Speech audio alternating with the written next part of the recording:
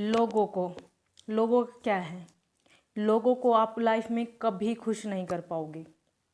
कुल मिला के कहते हैं कि ना, जो मनुष्य जीवन है वो इतना आसान नहीं है, और ये सिर्फ एकमात्र ये मनुष्य जीवन ही है जिसमें आप मोक्ष को पा सकते हो, आपका उद्धार हो सकता है। अब आप सोचो जिसमें एक अच्छी चीज़ मिल रही हो जीवन में, आपका पूरा का पूरा उद्धार हो, वो इतना आसान कैसे हो सकता है। आपने कुछ भी पाया है तो इसका मतलब है आपने बहुत ज़्यादा कठोर परिश्रम किया होगा, तब आपको कुछ मिला है, क्योंकि आसानी से तो कुछ भी मिलता नहीं है। तो कुल मिलाकर ये कहेंगे कि जो ये जीवन है ना, ये बहुत मुश्किल है, किसी के लिए भी आसान नहीं हुआ। रामायण मनुष्य जीवन में बिल्कुल आसान नहीं रहा, सिर्फ परेशानियां ही रही जीवन में। सीता माई लक्ष्मी का रूप थी, कहने को देवी, बट मनुष्य जीवन में आने में कहाँ आसान रहा उनका जीवन, नहीं रहा। कृष्ण जी आए, नहीं रहा जीवन आसान। और ये लोग वो दूसरों को हमेशा खुश करने में लगे रहे।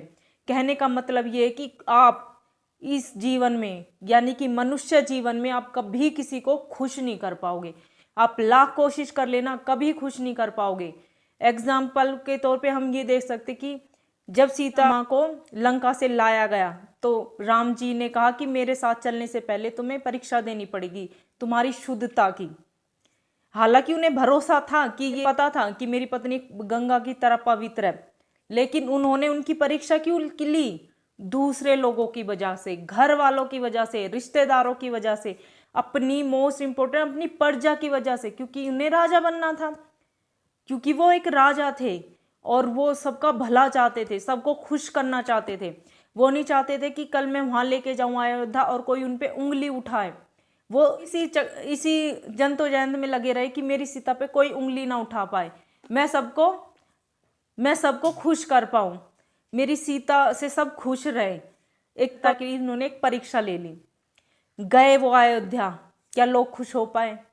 क्या उनकी प्रजा में एक संतुष्ट भावना उत्पन्न हो पाई कि हाँ, इनकी परीक्षा हो चुकी है, हमारी सीता माँ है, हमारी जो महारानी है वो एकदम पवित्र है? उठे, उनके मन में भी सवाल उठे और गपशप होने लगी। उनके मन में भी सवाल उठे, गपशप होने लगी, सीता के बारे में बातें होने लगी। तो तकलीफें नहीं होंगी क्या? तकलीफें होंगी कि जिस प्रजा के लिए मैंने परीक्षा दी है या मैंने अपनी बीवी की परीक्षा ली है, वो प्रजा अब तक भी खुश नहीं है। तो आप सोचो, वो उनका जीवन था, वो उन्होंने अपना कर्तव्य समझकर कितना अच्छा किया था। उस प्रजा को फिर से खुश करने के लिए उन्होंने अपनी पत्नी को अयोध्या छोड़ने के लिए ही कह दिया। हालांकि जानना चाहो तो रामायण में सीता ने खुद फैसला लिया था, जब राम जी परेशान थे प्रजा की गपशप से, उन्हें परेशानी में देखा, परेशानी जानी क्या परेशानी, तब उन्होंने अपने पति की खुशी के लिए ये फैसला लिया कि मैं अयोध्या छोड़ दूंगी, ताकि प्रजा के मन में एक संतुष्ट भावना बनी रहे, प्रजा खुश हो जाए। यानी कि अब दोनों हस्बैंड वाइफ ने एक मिलकर एक फैसला लिया और दोनों अलग हो गए। क्या प्रजा फिर खुश हो पाई? नहीं हो पाई। जब इतने सालों बाद फिर से मिले, फिर से जाने इल्जाम लगा दिया कि हमने जो परीक्षा हुई थी हमने तो देखी ही नहीं, दोबारा परीक्षा लो और महारानी बनाने से पहले। किससे सहन होगा? फिर उन्हें लोगों को खुश करने के बाद कोई खुशी मिली? नहीं, सीता जी धरती में ही समा गई। भाई मैं तो थक गई अब परीक्षा दे देकर, अब नहीं मेरे से सहन होगा। तो बताओ, फिर से अलग हो गए। कुल मिलाकर मैं आपको ये कहना चाहती हूँ, जब हम नॉर्मली लाइफ में ना, एक जनरल लाइफ में, जब हम परिवार वालों को, रिश्तेदारों को, पड़ोसियों को खुश करने की एक होड़ लगाते हैं ना, एक खुश करने की सोचते हैं, लोगों को खुश करने की सोचते हैं, हम कभी खुश नहीं कर पाते। क्योंकि वो लोग ना, वो क्या प्रजा, उन्हें क्या पता, उन्हें तो गपशप करने से मतलब था। वैसे ही हमारे आसपास के लोग होते हैं जो सिर्फ गपशप बातें बनाते हैं।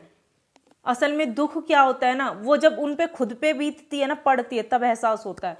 तो यहाँ आके मैं यही कहना चाहती हूँ, हस्बैंड है वो अपनी वाइफ पे प्रेशर ना डाले किसी भी तरीके का, कि वो परिवार वालों को खुश करने के चक्कर में अपने आप को ना पूरा फूंक दे। करके देख लेना, कोई खुश नहीं होगा।